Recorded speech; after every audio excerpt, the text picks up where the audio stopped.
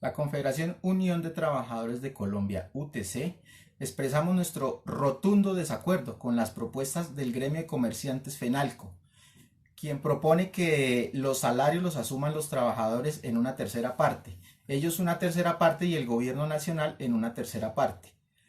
Por supuesto, para los trabajadores es una carga que no puede darse, en tanto que asimismo como las empresas a fin de año, cuando reparten utilidades, no los tienen en cuenta, ahora no sería justo tampoco meterlos dentro de los costos de funcionamiento de las empresas.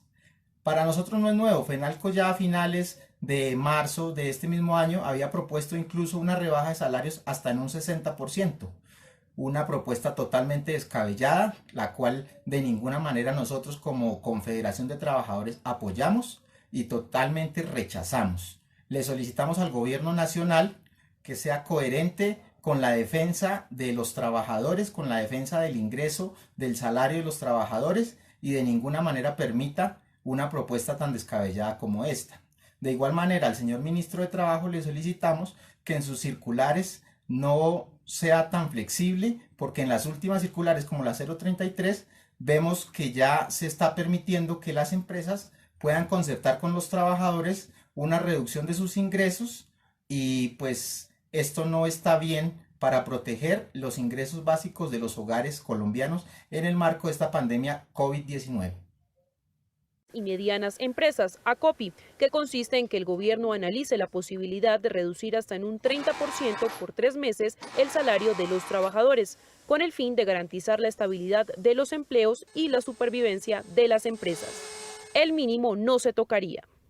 En Colombia es permitido negociar el valor de los salarios en situaciones muy específicas y de manera concertada. En la propuesta de ACOPI, nosotros incluimos un techo máximo de un 30% como posibilidad. La otra propuesta la hizo FENALCO, donde el gobierno, los empresarios y trabajadores asumimos tripartitamente la nómina. Como era de esperarse, esas iniciativas no cayeron nada bien entre las centrales obreras, que las rechazaron de antemano. Reduciendo los salarios de los trabajadores. Le hemos dicho al gobierno nacional, hay que recurrir a las reservas internacionales. Vemos que ya se está permitiendo que las empresas puedan concertar con los trabajadores una reducción de sus ingresos y pues esto no está bien para proteger los ingresos básicos de los hogares colombianos. También consultamos la opinión de la academia sobre el tema. La solución tiene que ver, diría yo, con proporcionarle liquidez a las empresas. Para estos analistas, la última decisión la tiene el gobierno nacional. Este galimatías del mantenimiento de los empleos enfrentado a la situación de las empresas que están en crisis por el cierre de sus actividades económicas se presenta como uno de los retos más importantes del país en lo económico y social. Para hablar del tema hacemos contacto con Iván Jaramillo. Él es abogado experto en derecho laboral y se desempeña como director del Observatorio Laboral de la Universidad del Rosario. Buenas noches. Empiezo preguntándole, esta propuesta que hemos oído hoy en el país de bajarle los sueldos a los trabajadores que no devenguen salario mínimo, ¿es viable constitucionalmente hablando? Buenas noches, Andreina, para ti y para todos los televidentes. Sí, en realidad hay una figura en el ordenamiento laboral que es la famosa revisión del contrato cuando suceden estas circunstancias económicas imprevisibles que debe ser acordado por las partes. Quiero ser muy claro en que hay que haber un acuerdo de las partes para que sea viable. Si no hay acuerdo de las partes, se viene a la jurisdicción laboral, pero por obvias razones en este momento no hay atención de los juzgados y de la rama judicial en la justicia laboral por obvias razones. De manera que es viable siempre que los trabajadores estén de acuerdo, pero esa manifestación de voluntad de los trabajadores debe ser exenta de presiones, debe ser absolutamente libre y espontánea. Lo que no es viable es presionar a los trabajadores y pasar cartas con preformatos para presionar su firma con amenazas de despido, etcétera, es lo que no es viable. Pero si se llega a un acuerdo, es perfectamente viable en Colombia a través de la figura de la revisión. ¿Y es posible que el gobierno de pronto mediante una ley ordene una medida como esta? Y si es así, ¿los trabajadores podrían negarse a cumplirla? No, para el sector privado no es viable que el gobierno profiera un decreto ordenando la reducción de salarios, porque las medidas de excepción y de emergencia que están previstas en la Constitución tienen una limitación, y es que no se puede desmejorar los derechos de los trabajadores. Luego, esa limitante del artículo 215 de la Constitución impide que el gobierno se expresara en ese sentido, disminuyendo salarios de los trabajadores para atender la crisis. Pero si una empresa, como a muchas les está pasando, no puede aguantar más el pago de las nóminas, ¿qué consecuencias legales podría enfrentar si empieza a despedir gente?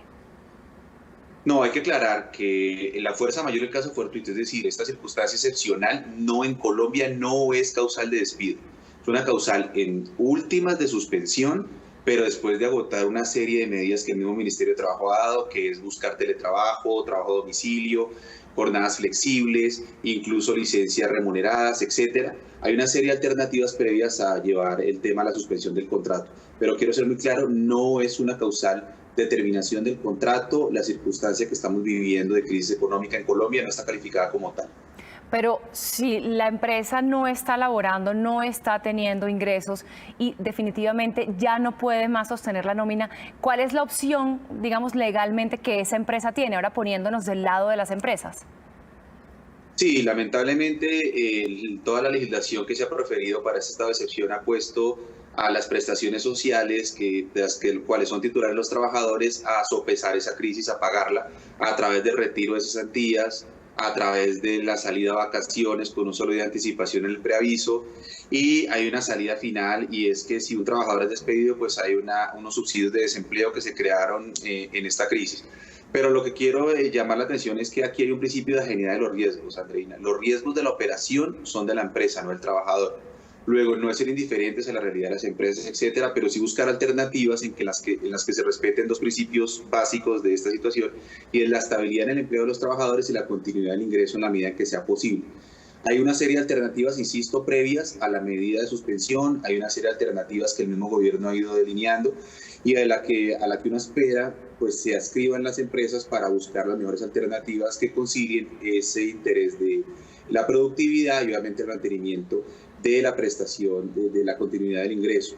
Hay que aclarar, por ejemplo, una empresa exenta que está laborando porque no está explícitamente exceptuada de las medidas de aislamiento, por ejemplo, no tendría una causal de fuerza mayor. Entonces hay que mirar caso por caso para analizar la respuesta en cada circunstancia específica. Sí, sin duda, todos los casos son diferentes. Iván Jaramillo, el director del Observatorio Laboral de la Universidad de Rosario, gracias por acompañarnos en última edición de Noticias Caracol. Que tenga buena noche. Una feliz noche para ti, Andrina, para todos los televidentes.